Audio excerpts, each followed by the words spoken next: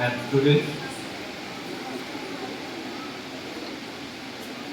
सबसे पहले मैं पूछना चाहूँगा आप लोगों से कि हम बच्चों को स्कूल में क्यों भेजते हैं? क्या पढ़ने के लिए, या उसकी पर्सनालिटी में डेवलपमेंट देखने के लिए, उसको करने के लिए, या उसकी मेंटल ग्रोथ के लिए, मानसिक विस्तार, उसकी सोच डेवलप ज़्यादा हो, या कुछ और?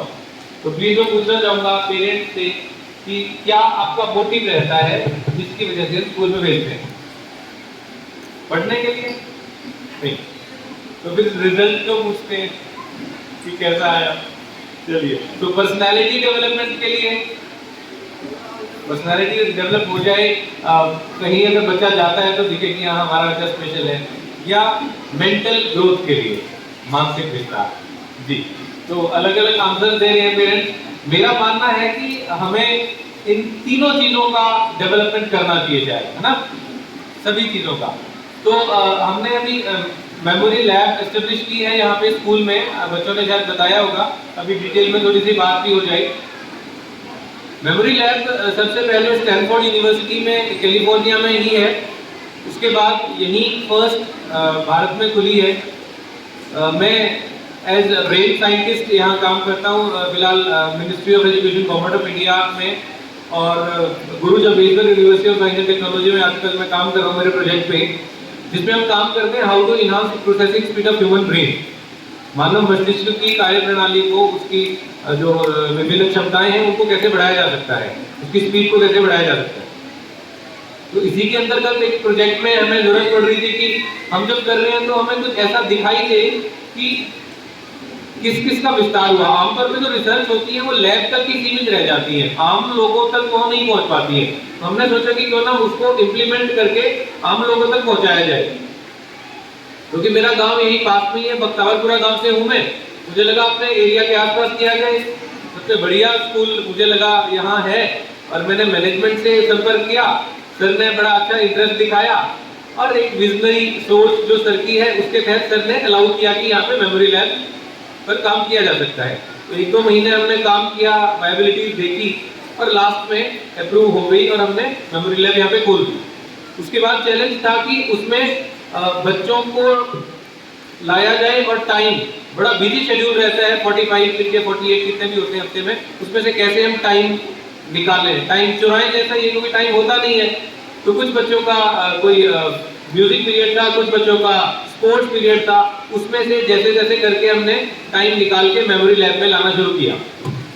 कुछ बच्चों ने मना किया कि अब खेलने के लिए एक पीरियड मिलता है, वो यहाँ पे ले लिया, वो भी एक चैलेंज था।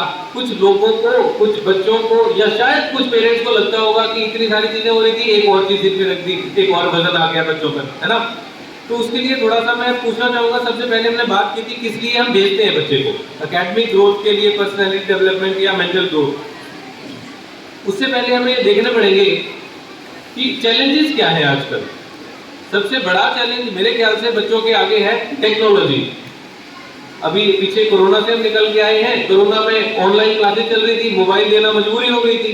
पहले तो जैसे जैसे मोबाइल एक एक दे दिए, लेकिन कुछ टाइम बाद ऐसा करना पड़ा कि बच्चे को अलग डेडिकेटेड मोबाइल देना ही पड़ा, क्योंकि 6-7 घंटे क्लास लग रही थी, होमवर्क था। अब बच्चा उसमें सिर्फ पढ़ाई की चीजें देख रहा है या कुछ और, ये भी देखना जरूरी था। अब पेरेंट के पास इतना टाइम होता नहीं है कि वो सारा दिन बैठा रहे, है ना, और एक सेकंड लगती है टैप इधर से उधर करने में। पेरेंट आया तो बच्चे ने वो खोल लिया, ये हमें भी पता है, बच्चों को भी पता है कि कैसे चल रहा है। दूसरी बात, बच्चे का सोशल सर्कल कम होने लग गया। बच्चे क्या, बड़ों का भी, घर में अगर 5 मेंबर्स हैं तो 6 मोबाइल हैं, शायद आधा घंटा भी घर के मेंबर आपस में बात नहीं करते। खाने के लिए बैठे हैं तो बस फोन में देखते देखते खाना खा रहे हैं, फोन उठाता है, फोन सुलाता है, फोन ही खाना खिलाता है, सब कुछ। घर वाले तो शायद रहे ही नहीं है। तो हमें इस बात का भी ध्यान देना जरूरी है कि सोशल हमारा जो ताना बाना है वो भी थोड़ा सा ठीक से डेवलप होता रहे। इसके साथ एक और चीज देखने में आई है, क्योंकि इसी कम्युनिटी में रहता हूँ, तो आजकल जो छोटे बच्चे मोबाइल देख रहे हैं उनकी 3 डायमेंशन देखने की कैपेबिलिटी कम होती जा रही है। क्योंकि जब हम लोग, पेरेंट्स की बात कर रहा हूँ, शायद अपनी एक ही एज है, थोड़े बहुत 5 सालों को नीचे होगी, हम जब खेलते थे मोबाइल नहीं थे तो चीजें देखते थे, उठाते थे। अब बच्चा इतनी दूर मोबाइल रख के देख रहा है, तो 3D तो है ही नहीं, 2 डायमेंशन चीजें दिख रही है, तो दूरी का अंदाजा लगाना कितनी दूर क्या है, बैलेंसिंग, चीजों को पकड़ना, ड्राइविंग स्किल्स, वो सभी चीजें कम होती जा रही है। आगे जब बड़े होंगे तो बड़े चैलेंज आएंगे, तो उससे बचने के लिए भी हमें कुछ ऐसी चीजों की जरूरत है जिससे कि बच्चे का इंटरेस्ट मोबाइल से दूर आए। एज पेरेंटिंग एक्सपर्ट हमारे पास कई बार सेशन होते हैं, तो पेरेंट्स आते हैं, गृहिणियां स्पेशली मम्मी जो होती है वो बोलती है कि जी बच्चा तो टीवी और मोबाइल छोड़ता ही नहीं है, क्या करें, अब लेते तो रोने लग जाता है। मैं पूछता हूँ कि आदत किसने डाली थी? जब बच्चा तंग कर रहा है, काम करना है, तो मम्मी बिठाती है कि ले पकड़ मोबाइल अपना फ्री, तो आदत हमने डाल दी, उसे 2-4 साल उसे मजा आ गया तो एकदम से तो नहीं छोड़ेगा ना वो। तो हमें करना क्या पड़ेगा, हमें मोबाइल अगर छुटवाएंगे तो उसके बदले में उतना ही इंटरेस्ट की कोई चीज देनी पड़ेगी उसको। एक चीज खाली होगी तो भरने के लिए कुछ तो चाहिए, उसके लिए बच्चे को टाइम देना पड़ेगा, कोई ऐसी चीजें देनी पड़ेगी। तो उन चीजों को भी फुलफिल कर रही है मेमोरी लैब। अभी तो हमने बड़े बच्चों के लिए 5th ऑनवर्ड ही स्टार्ट किया है, धीरे धीरे जैसे टाइम आएगा तो हम चाहे छोटे बच्चों के लिए भी करेंगे, जिससे उनका थोड़ा ग्रोथ होगा। ग्रोथ क्या होगा और क्या जरूरत है उसकी थोड़ा सा देखते हैं कि क्यों हमें विदेश से टेक्नोलॉजी यहाँ लानी पड़ी। भारत में हम बात करते हैं क्या याद करें, है ना, क्या याद करें, सोशल साइंस याद कर लो, मैथ समझ लो, साइंस के फॉर्मूले, मैथ्स के फॉर्मूले, इंग्लिश ग्रामर, ये चीजें याद कर लो। हम ये नहीं सिखाते कि कैसे याद करें, है ना, व्हाट टू लर्न पे काम किया जाता है, हर सब्जेक्ट टीचर्स है, सब कुछ है, लेकिन हाउ टू लर्न पे काम नहीं किया जाता। तो हमें अगर ये समझ आ गया हाउ टू लर्न, यानी कोर माइंड स्किल्स पे काम कर लिया, जैसे रीडिंग स्पीड अगर किसी बच्चे की बढ़ गई तो वो पढ़ने के साथ साथ अपनी एकेडमिक की चीजों के साथ साथ और जो मोटिवेशनल बुक्स होती हैं और अपने अच्छे अच्छे ग्रंथ हैं, पूरा पौराणिक चीजें हैं या नई भी कई रिसर्च होती है, वो चीजें पढ़ेगा, इसमें से टाइम निकाल के अच्छी चीज रहेगी। दूसरी चीज होती है मेमोरी रिटेंशन। आजकल समस्या आती है कि बच्चे मेमोराइज करते हैं, जल्दी भूल जाते हैं, तो कैसे रिटेन करें लंबे टाइम तक। अगली फिजिकल डेवलपमेंट ऑफ चाइल्ड, मतलब हम शारीरिक ही नहीं मानसिक विकास भी करना चाहते हैं स्टूडेंट्स का। Next, improvement of level of understanding. अगर बच्चे के समझने की जो कैपेसिटी है उसको हमने डेवलप कर दिया तो चीजें जल्दी समझेगा, वो सब्जेक्ट जल्दी से समझ आएंगे उसको। एक डेवलपमेंट ऑफ मेमोराइजेशन एबिलिटी, याद करने की क्षमता को बढ़ाना। इमेजिनेशन एंड विजुअलाइजेशन, सिर्फ इतना नहीं है कि बच्चे को हमने मशीन बना दिया कि ये कर लिया कर लो, बच्चा नए तरीके से भी कर पाए। जब हम लोग पढ़ते थे तो उस टाइम जो बुक में जो आंसर लिखवा दिया वैसा का वैसा लिख दिया तो आंसर सही होता था।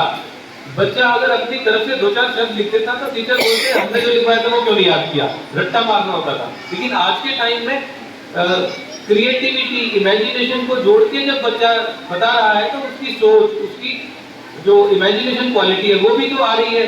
तो जब भी कोई नई प्रॉब्लम आती है तो उसको इमेजिनेशन करना जरूरी है, तो ये क्वालिटी भी डेवलप हो रही है। साथ में क्रिटिकल थिंकिंग, जब बच्चा कहीं ऐसी समस्या में फंस गया जहाँ पे ना तो पेरेंट्स है ना कोई बड़े बहन भाई है, तो कैसे अपने दिमाग से सॉल्व करके इसे निकले, तो ये सारी चीजें सिखाई जाती हैं। Instrumental strategy to make child aware of conflict and इन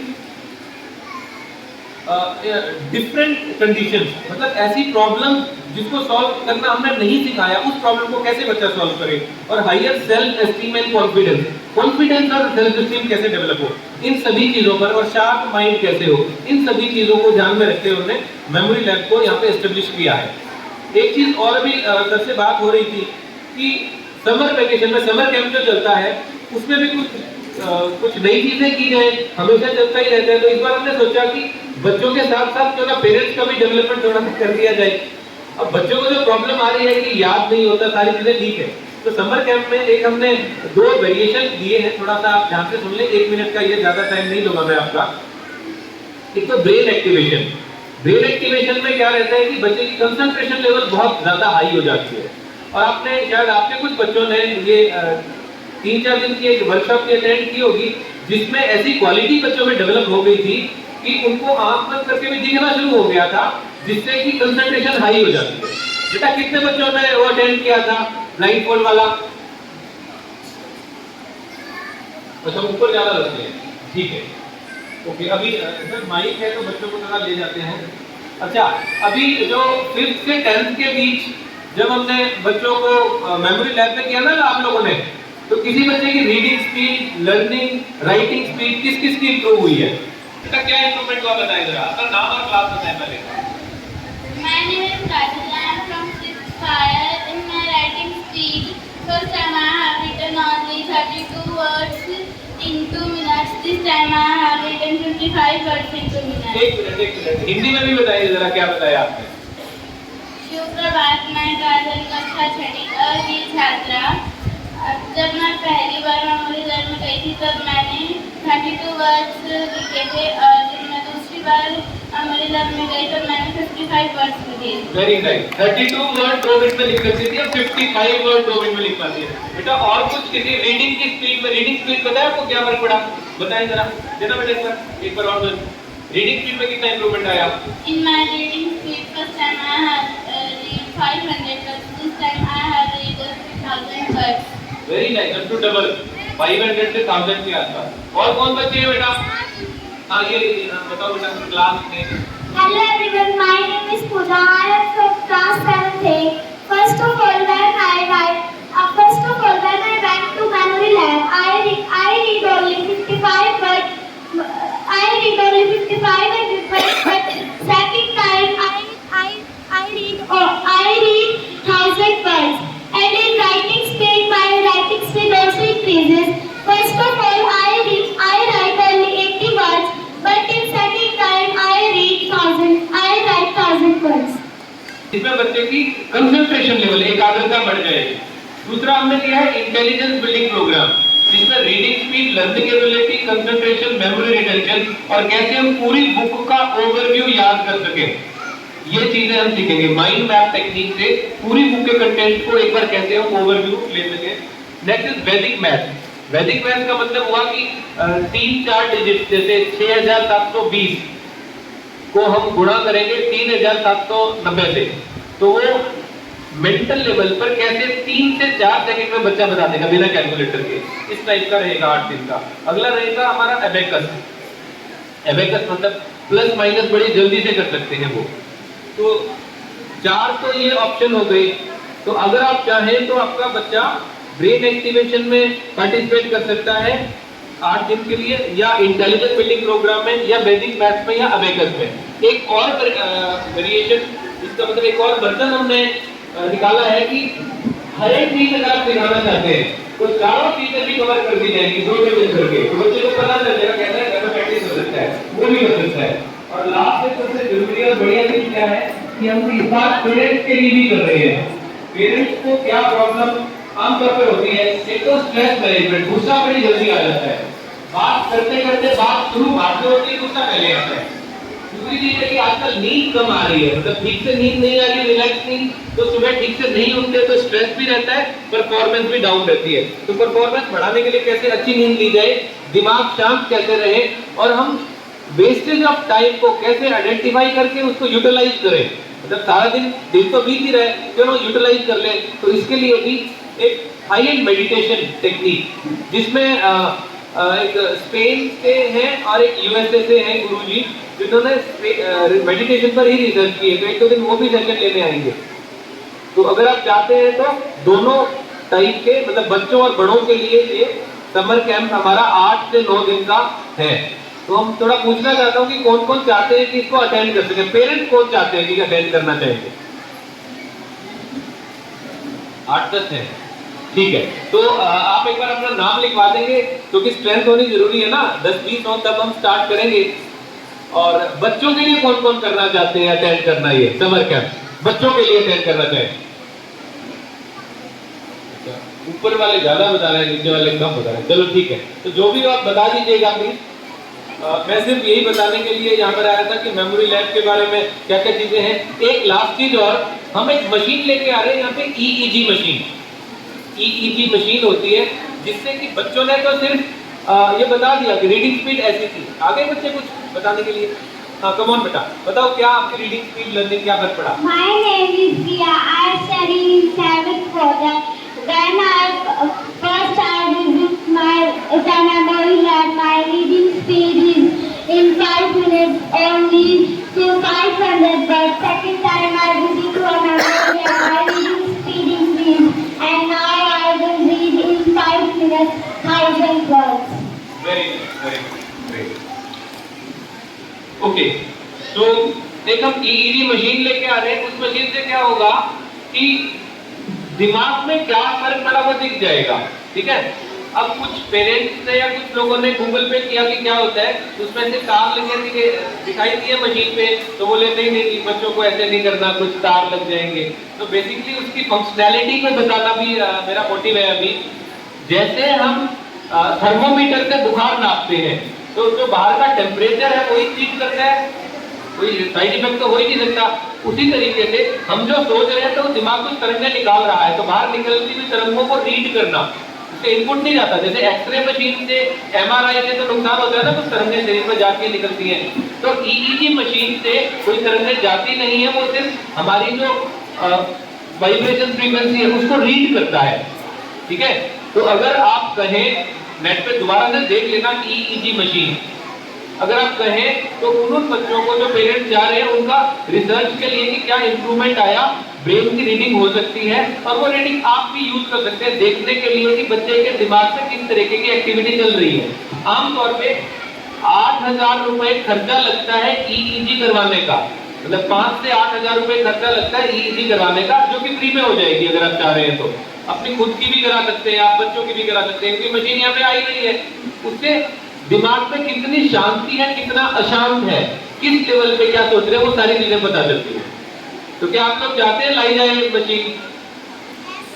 लाई जाए तो फिर हाथ ऊपर कर दें, ला सकते हैं, यूज किया जाए। हाँ, ये रहेगा कि फ्री में भी, मतलब आप लोग भी इसका यूज, क्योंकि एक प्रॉपर्टी स्कूल की होगी, आपका एक स्कूल है तो यूज कर सकते हैं। ना के लिए कौन बोलते हैं कि नहीं लानी चाहिए, ऐसा कोई नहीं है जो मना कर रहा है, ठीक है। ओके, तो थैंक यू।